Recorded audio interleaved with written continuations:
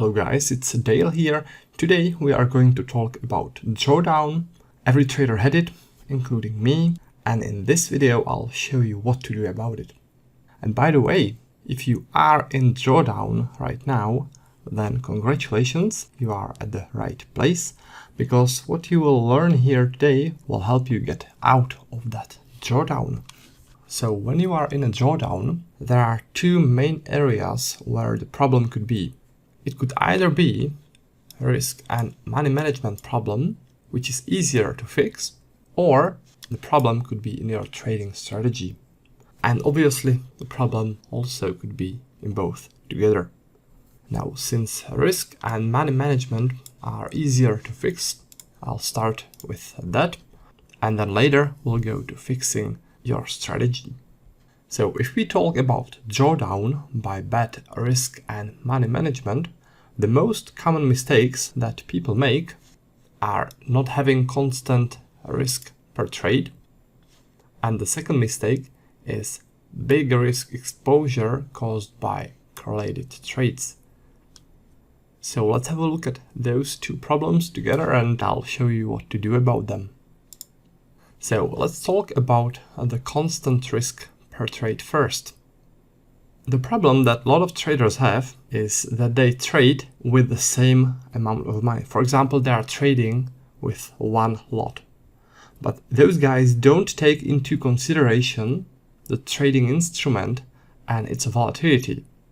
In other words, if you are trading Australian dollar with one lot, where the average volatility is 70 pips per day, and British pound Japanese yen, where the average volatility is 200 pips per day, and you are still trading that with one lot, then what will most likely happen is that you'll end up having huge trades, huge profits or huge losses on the British pound Japanese yen, and very small ones on the Australian dollar, US dollar.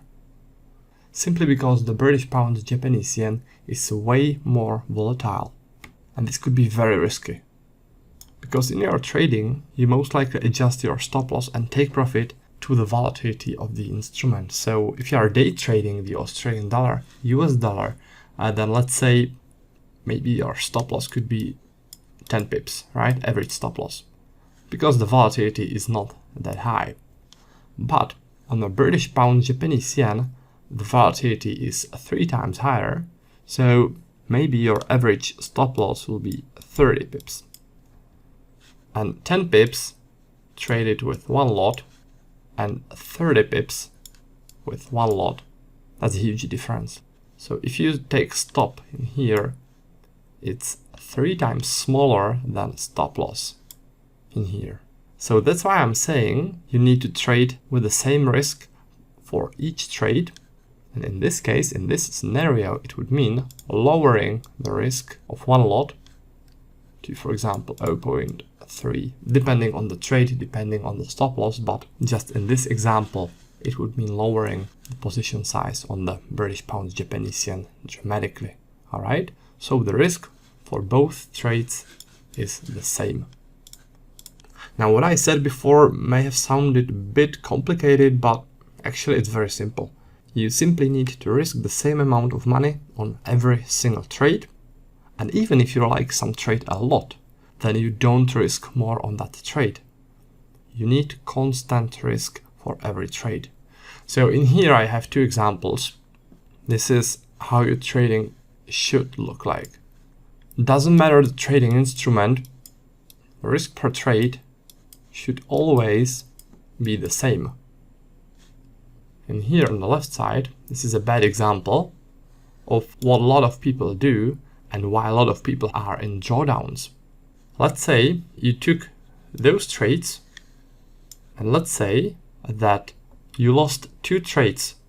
Let's say that this day you lost the trade on Bitcoin and you lost the trade on British pound Japanese yen.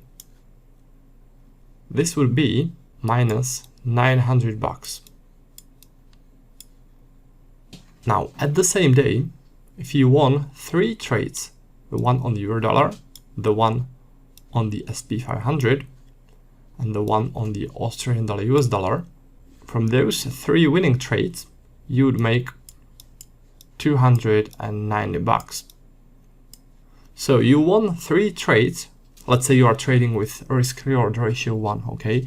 You won 3 trades, you are right 3 times and wrong twice, and still you are down for that day. That's why I'm saying you need constant risk, because if you don't, then very likely something like this will happen to you and could be cause of a drawdown. Now, how to do it? How to risk the same amount of money for each trade? For that, I have a solution. It's called Trade Manager. It's a software which I developed for MetaTrader 4 platform. I made that for members of my trading course, but now you can have it for free. There's a download link below this video, so you can just get it, use it. There's no catch. This is unlimited version, so give it a go. You know what? Let me show you real quick how it works and how it can help you. So this is the Trade Manager, and let's say you want to risk 2%, all right? So let's set up a limit buy right here. Let's say we set a limit buy in here, stop loss in here, profit target in here, it doesn't really matter. And as you can see in this field, it calculates in real time how much you need to trade with. So I'll move the stop loss now and you will see how it recalculates, right? So the risk remains the same. The wider stop loss, the less you are going to trade with.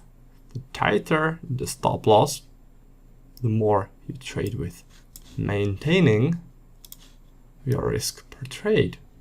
And that's exactly what I'm talking about. So no matter what instrument you're trading, no matter how wide your stop loss is, you are still using constant risk. So that's how it works.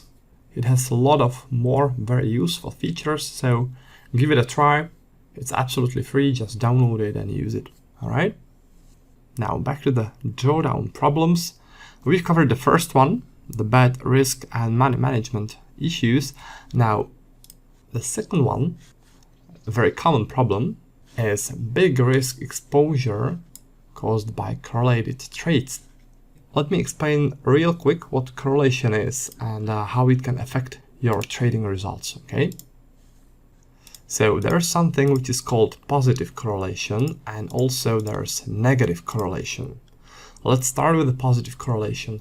Positive correlation, it's not all the time, but at certain times, some markets correlate quite heavily, which means that they move the same way. If you compare those two charts, which are Australian dollar US dollar and New Zealand dollar US dollar, at some areas in the chart, they correlate quite heavily. So let me mark those. At first sight, it is this zone and this zone, right? The sell-off on both instruments. Heavy correlation was also in here where there was a rotation before that sell-off. Before that, there was this selling activity and this selling activity. It was bigger on the New Zealand dollar US dollar, but still those two pairs were correlating there. Then there was this zone, also visible on both pairs. Then this rotation, which you can see in here, this uptrend, which you can see in here, and so on. All right, so this is positive correlation. It doesn't happen all the time. As you can see, for example, in here, the markets didn't really correlate too much, but still there are signs of positive correlation. Now, why I'm talking about this is imagine you are in a trade. Imagine you are in a long trade. Imagine there's some support on the Australian dollar US dollar in here. And imagine you also have a support on the New Zealand dollar US dollar in here. So imagine you enter a long from here and also at the same time long from here. You are in two trades that are correlating heavily. So in both those trades, you take a stop loss because the price just shoots past that long. And you are taking double damage. And those trades are more or less identical. And if you are taking trades like this, could be because of a stronger drawdown. Now let me show you what negative correlation is. It is basically the same as positive correlation, only it is reversed. There are certain instruments which correlate negatively. Very often it's the euro dollar and US dollar Swiss franc. So they very often move the opposite way. For example, this zone and this zone. Right? Euro dollar was going downwards. US dollar Swiss franc was going upwards. This is negative correlation. So when the markets correlate like this, and if you happen to be in a long trade in the euro and at the same time short trade on the US dollar Swiss franc, then again the market's going against you in both cases and you are taking double damage. Do you see how risky this is? Now, what about triple damage? This is where it gets really serious and really dangerous. So here we have three markets.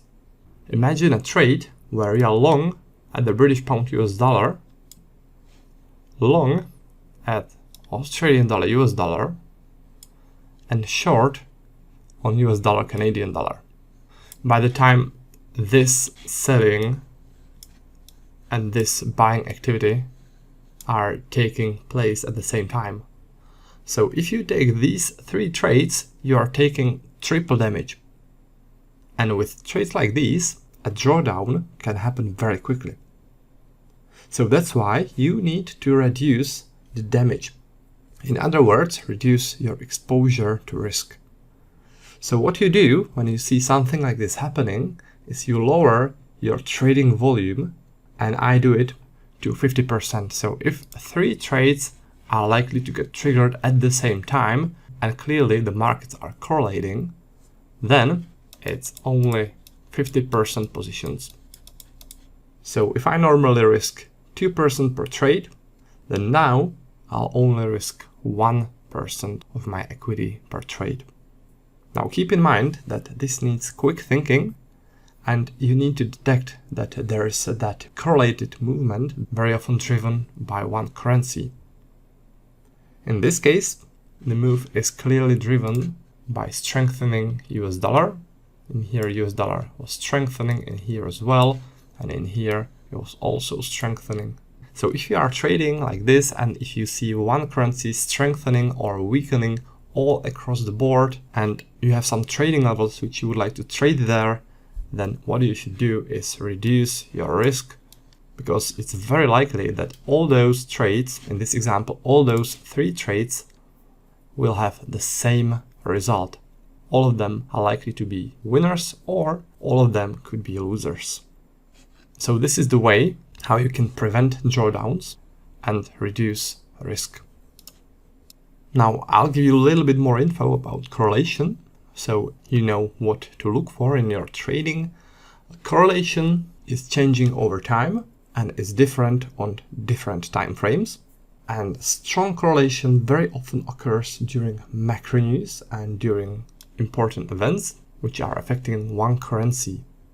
Alright, because for example during macro news, what usually happens is one currency is strengthening or weakening, and that causes all the pairs where the currency is present to either go up or go down, and everything is driven by just that one currency where that macro news was.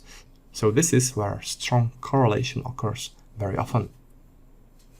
Now there are also some trading instruments and some forex pairs that typically correlate heavily, even if there's no macro news.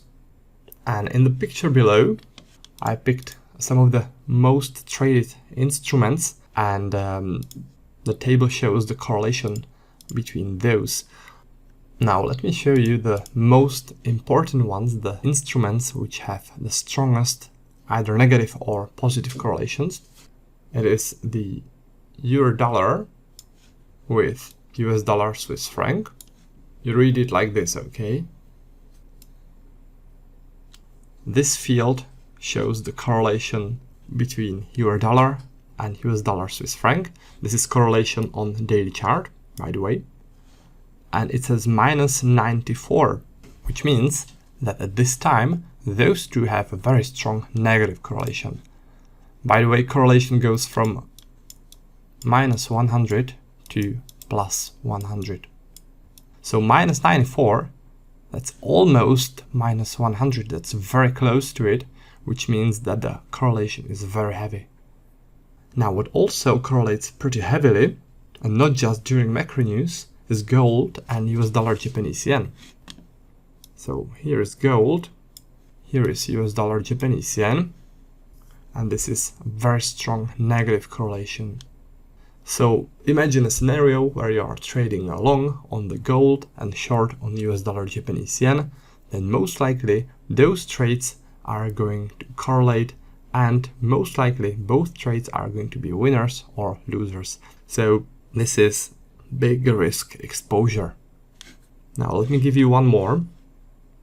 It is Australian dollar, US dollar, and US dollar, Canadian dollar. Those two also correlate heavily, minus 76% at this time when I was taking that screenshot. As I was saying, the correlation changes over time, but at this time it was like this. Sometimes it's even more, and it's not just during macro news. All right, so it's worth it keeping this in mind when you are trading those instruments. And if you want to check this table and some more tools, then go to this page. I will leave a link below this video, so you can just click it and go to that page. It looks like this.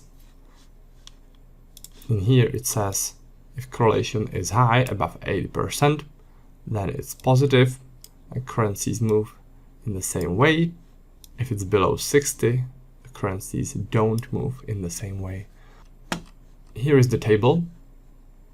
You can adjust it in here and in here. You can find the instruments you are interested in. This is where you can change the time frame, because as I was saying, correlation changes over time, but it doesn't change too much, especially if you are using higher time frames like the daily time frame.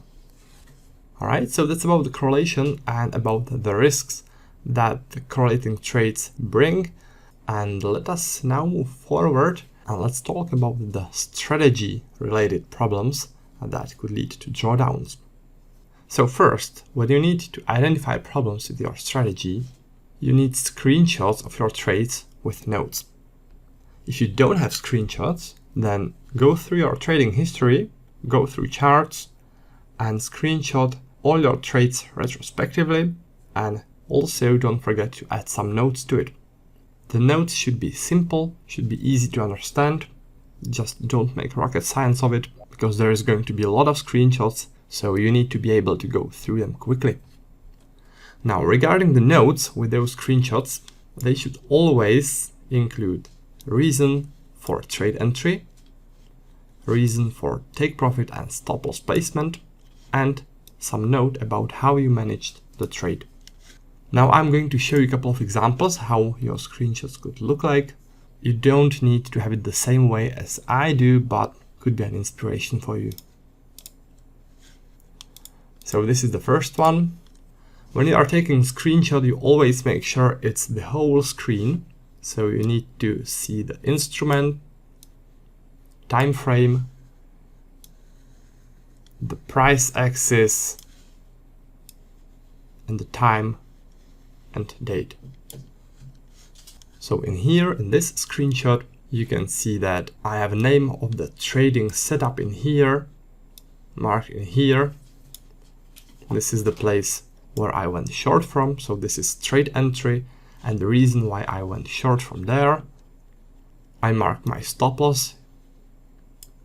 The reason behind the stop loss is that it was behind heavy volume zone, which is where I usually place my stop loss, behind heavy volume zone. So this is the reason behind the stop loss placement. Now regarding take profit, it was in here, and the reason for that take profit placement was that it was before first heavy volume zone. which you can see in here. This was the first heavy volume zone. There's also a note to this trade. It says positive risk reward ratio. It says that I moved stop loss to a reaction point after the trade made it to risk reward ratio 1. This means that I moved the stop loss in here when the price moved to this place. Alright? Just make sure when you are taking the notes that you know what the note is saying. If you read this, for example, a year afterwards, it needs to be simple, but you need to know what it says, alright? You need to understand what it's saying. So this is how a screenshot could look like. Another example, this is from Oriflow Trading. A reason for trade entry was heavy volume cluster in here. So this was the long, this was the trade entry. Stop loss was in here. The reason behind stop loss was behind heavy volume cluster, and also a note. Tight stop loss allowed very positive risk reward ratio of roughly 2.5. And regarding take profit, it was in here, and the reason for it, heavy volume zone, which you see on the volume profile here, for example, and double note, which you see in here. And also 142 contracts right here. It also includes how I worked with the position, how I moved the stop loss. So I moved the stop loss here, and later I moved the stop loss here behind this heavy volume zone. And this tells me everything about the trade. And if I go back to this trade, for example, half year from now, then in just a couple of seconds, I'll know exactly how I was trading this, what I did right, what I did wrong, and it will give me all the important information that I need to know. Now here is another example of a screenshot and how it could look like. This is a screenshot from a trade from this Tuesday. I was trading the Euro futures and I went short from here based on volume profile setup, which is called the trend setup. In here there was absorption setup on the Oriflow. So this covers the trade entry. Then regarding the stop loss, I moved it to secure the position in here when the price moved roughly to this price zone. And then I secured it some more. I moved the stop loss in here when the price was in this rotation and there was a risk of a breakout either upwards or downwards. So I tightened the stop loss even more. So that's regarding the stop loss and the position management. This is where I had my take profit. The reason for that is written in here. It is above triple node and 1 pip below failed auction. This is the failed auction. Maybe you don't know what that wording means, but I do know, and that's important because those notes are for me, alright? At first glance, I exactly know what happened here, what the reasons for me trading like this were, and that's all that's important with all those screenshots. Now, one more example before we move on, because it is also important to identify mistakes, which you did. So if you look at this screenshot, then this is the trade entry, reason for the trade entry, right here, stop loss management, and the important thing is here, the note, which says I should have quit the trade here when it hit first strong volume zone standing in a way. This is the strong volume zone. I should have quit the short trade in here when it hit the beginning of that volume zone, right? That's important. I was too greedy and the market turned and I got stopped out. That's why I'm saying notes are important, because they can uncover mistakes which you've made, and this way you can learn from those mistakes. Now the software which I'm using for taking screenshots, it's called Lightshot.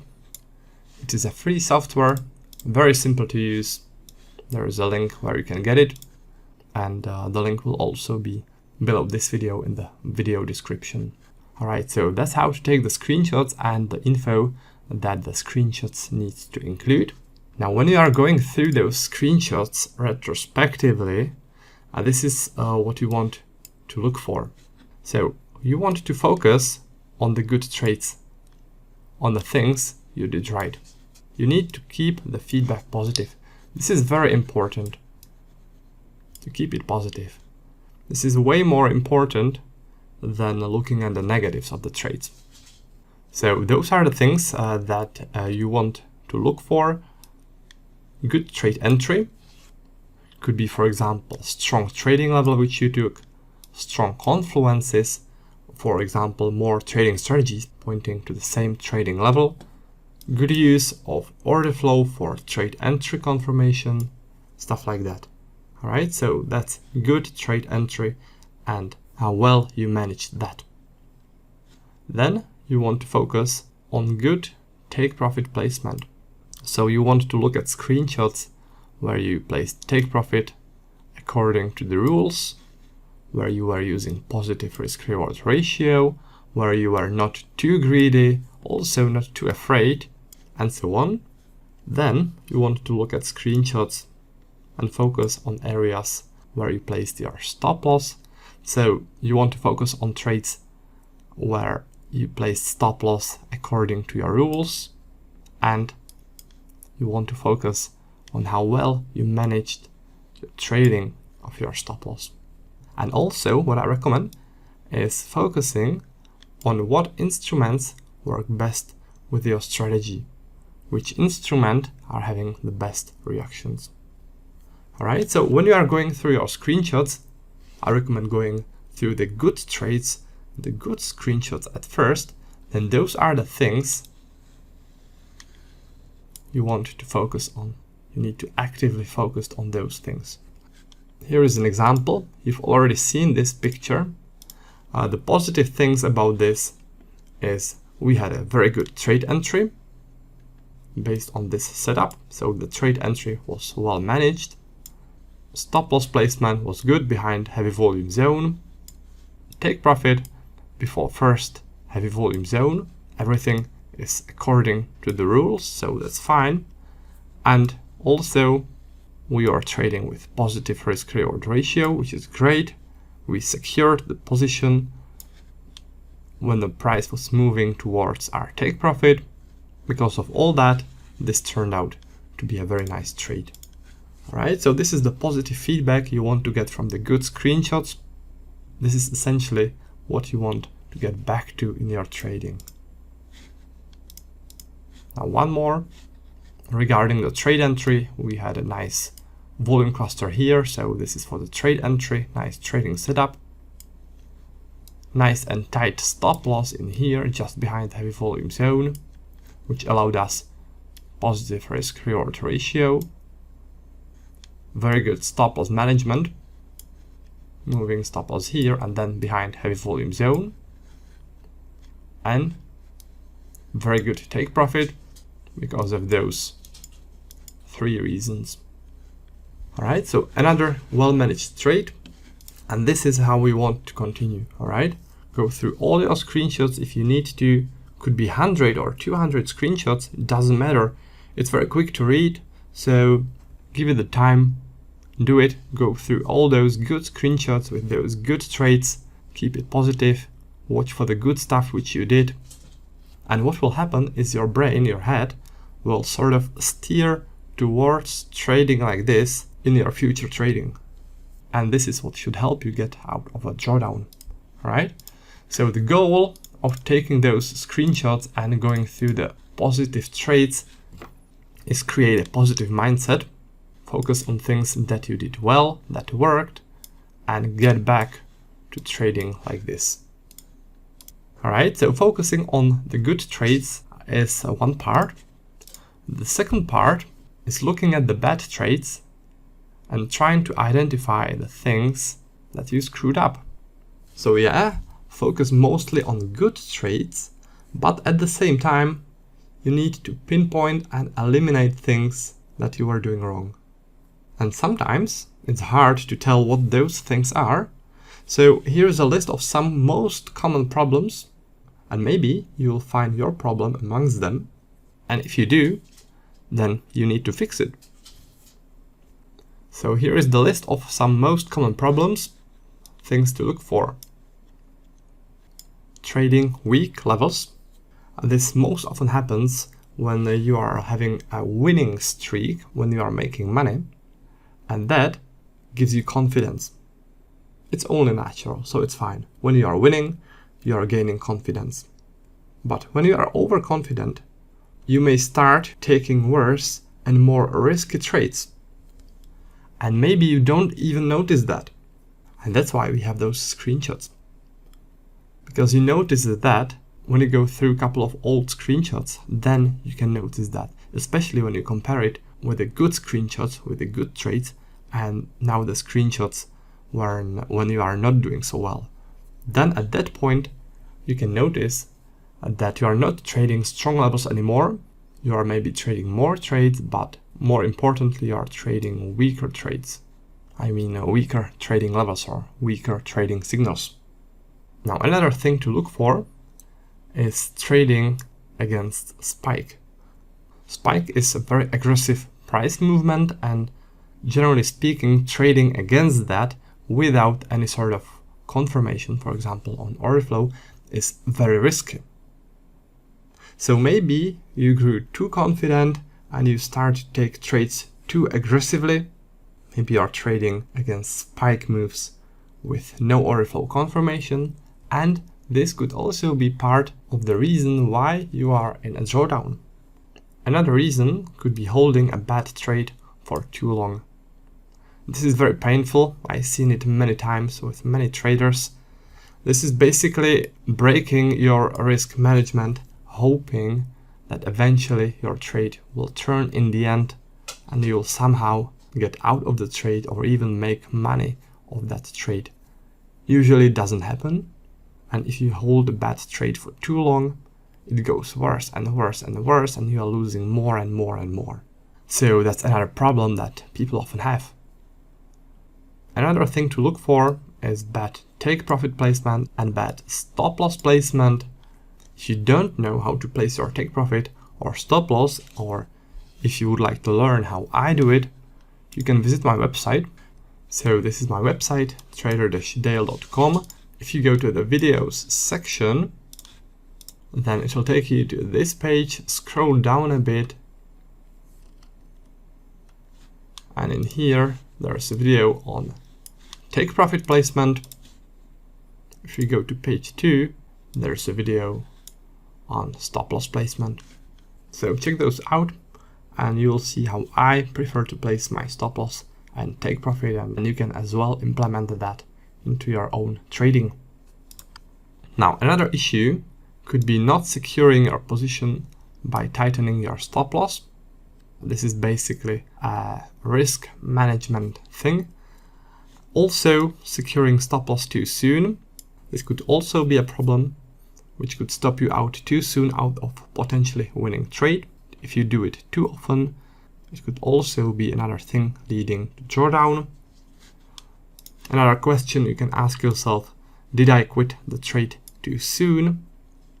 Now, quitting trades too soon happens very often to traders who are, for example, on a losing streak, and because the losses are too huge and they finally have a trade that looks promising, they are finally in green numbers, so they are afraid and they quit the trade too soon. The trade doesn't reach the original take profit. They're like, okay, I made some money here, I better quit the trade before it turns against me again. But if you do it this way, your profits are not big enough to compensate for your losses. So this way you'll never get out of a drawdown. Now, the last thing which I have on this list, did I enter a trade without a plan? Very often this happens when there's, for example, some sudden move, which could, for example, be caused by some macro news event. So there is a sudden price move, you know that something big is happening and you want to be part of it because you see that the market is just running one way. You are thinking that everybody is making money on that, so you jump in, you don't have any plan, you don't know where to quit the trade, you don't have take profit for that trade, you don't have proper risk management, you have nothing, you just jump in and now you are sort of swimming in that trade and you just don't know how to handle it, what to do. So that's another thing that traders sometimes do, and that could lead to drawdown. Alright, so watch actively for those. Maybe some of those are also your problems and could be a reason of your drawdown. This is that example which I've already showed you. What one of those problems is right here, where we've entered a short and didn't quit it in here where we were supposed to, because we were too greedy. Alright, so this is one of the problems identified easily on this screenshot. So a little summary of the goals, why we are doing those screenshots and why we are going through them, is you want to get a clear picture what you were doing right before, what worked, and you want to get back to it. Also, you want to identify problems that led to your drawdown and you want to eliminate them. Very important, keep it positive. Good trades and good trading examples are, in my opinion, more important than getting frustrated by checking only your bad trades. Alright, keep it positive, guys. So, here is what to do next. Fix what needs fixing, whether it's risk or money management thing or a problem in your strategy. Don't pause, at least not for too long, because if you do a pause, then what will happen is you'll most likely miss a lot of good trades. Then you'll be just going through the charts and you'll be like, oh boy, I should have traded this, I should have traded that, and I missed that because I just had a pause. And now when you start trading again, you'll just get bad trades again. This is what very often happens. So don't pause for a long time. Only pause until you are again able to analyze your trades without emotion, and when you feel ready, trading and following your strategy. For me, I suggest just a couple of days, that should be enough. So I recommend keep trading, but with smaller trading positions. This will help you regain confidence in yourself and the strategy. You won't be afraid to take trades, alright? And when you regain your confidence, then you can start adding to your positions gradually. I have a video on my website and I recommend watching it. It deals with adding to your positions and how to do it right. If I go back to my website and the videos, then at the page 1, this is the video which you want to watch. Alright, so let's get back. And let me follow with some extra tips. Tip number 1, focus on what works best for you. So you want to focus on instruments and trading style that have always worked best for you, and you need trading journal and statistics for this. If you don't have it, you can do it retrospectively from your trading history, from your broker. And if you have proper trading journal and statistics, you should be able to tell which trading instruments and what trading style works best for you. So when recovering from drawdown, I recommend starting with that. What I recommend to my students when they are having problems with their trading, I recommend intraday trading euro-dollar with volume profile, or if they are used to trade with order flow, then trading the same with order flow. And I also recommend swing trading on daily charts with volume profile, risk reward ratio around 1 to 1.5. Those are areas where we are having the best results, so when they are struggling, I recommend them going back to that, back to the core, back to what works best. Alright? When you have a journal and you are able to do statistics, you can do something like this. This is statistics of my trading levels, and the blue line is euro-dollar. As you can see, if you compare euro-dollar to the other trading pairs, you can see that euro-dollar outperforms all those quite a lot. So that's why I tell them focus just on euro dollar, and this way you'll be able to regain your confidence, get back on track, and from there you can expand to trading more trading instruments, more trading styles, but focus on euro dollar first. All right. So this is the sort of thing which you can do when you have big enough statistics and good enough trading journal. Now here is another extra tip about adjusting your strategy.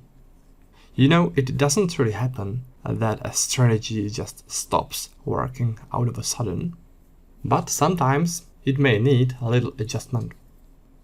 So strategy can change or adjust over time, but you want to do only small changes and one at a time. Now, for example, I've been trading my volume profile strategies for around 10 years. And in the last couple of years, those are the changes that I made to the strategy. I always made just one change at a time, and they were always pretty small changes. One of them was that I started trading levels at the beginning of a volume zone. If you look at this picture, then in the past, I traded from the heaviest volume zone, which would be in here, trade from here. But now I'm trading from the beginning of this whole volume zone, so it would be in here a little bit sooner, because I discovered that sometimes I would miss trade and it's better for me to enter a little bit earlier. All right, so that's the first change I made. Regarding my swing trading, I adjusted my stop loss placement a bit. I call that little adjustment alternative stop loss. If you go to my website, there's a video or article about that, so you are welcome to check it out. I also started to lean more towards positive risk-reward ratio, and also I started to use more volume-based take profit. If you watched that video which I showed you on take profit placement, you can learn what a volume profile-based take profit is. All right, so those are the changes that I made. Very small changes applied during the last couple of years. So as you can see, I don't really make too huge changes, and I recommend the same to you as well. Now, another extra tip, don't over optimize. What people often do is they over optimize their trades based on their trading history. So what they say is, for example, this: if I used 12 pip take profit instead of 10 pip take profit and 13 pip stop loss instead of 12 pip stop loss, then I wouldn't be in a drawdown, or I would be in a profit, stuff like that. But this is just history, all right? This is over optimization based just on history, and it doesn't really help in future trading. Now, another extra tip, don't strategy jump. Strategy jumping is when you are trading some strategy, then you have some problem or drawdown, and you think like the strategy is not working anymore. So you learn some new strategy, trade it for some time, but you learn that it doesn't work as well, and you are again in a drawdown. So you find another strategy. This is strategy jumping, right? And what it does is basically it's leading you in circles without any progress. I made a little drawing how it could look like. Right, this is strategy A, first strategy. Here is some drawdown or a problem with that strategy, but instead of focusing on the problem, improving your strategy and fixing that and getting out of that drawdown, you learn new strategy. Then it doesn't work, so you go to strategy C. It still doesn't work, there's still that drawdown, so you go to strategy D, another one. Again, no progress. And this goes on and on. It's very frustrating and it leads nowhere. So don't do that. Don't strategy jump. Focus on one strategy, because as I was saying, usually it's not like that a strategy stops working. Only thing it may need is some revision of risk management, money management, or some strategy adjustment, like I showed you earlier in this video, and that's usually all it takes. Alright, so strategy jumping is not a key to successful trading. Now, one more extra tip. When you are in a drawdown, it could be a good push for you to evaluate and maybe change your broker. Now, I'm not saying that you need to change your broker when you are in a drawdown, but just evaluate how good the broker is and whether it's worth it staying with that broker. People generally are lazy to change broker, especially when they are making money. But drawdown can be the final push, because a bad broker can play a part in you having a tough time in a drawdown. So that's why I'm mentioning it here. Now, people are often asking me about broker which I recommend, so I will leave a link below this video where you can check my recommended broker based on the location where you live. So we are at the end of the video, and since you have just watched the whole video on drawdowns, I'm guessing that you may be interested in some more help in your trading. And if that's correct, if that's the case, then let me show you what I have for you. If you go to my page, which is trader-dale.com, and at the home page, if you click this button which says browse courses, or you click this at the menu, then it will take you to this page where you can browse my trading courses and indicators. What I recommend is checking the Elite pack, which is educational and indicator pack focusing on volume profile trading. What it includes is 15-hour-long video course on volume profile trading, my personal intraday and swing trading levels. Those are levels that I'm trading every day, and you'll be getting those on a regular daily basis, so you can basically trade alongside me every day. And also set of my volume profile indicators, which I developed for NinjaTrader 8 platform, MetaTrader platform, and TradingView platform. There's also a couple of bonuses, and at the top of that, there is a free tech support for Elite Pack members.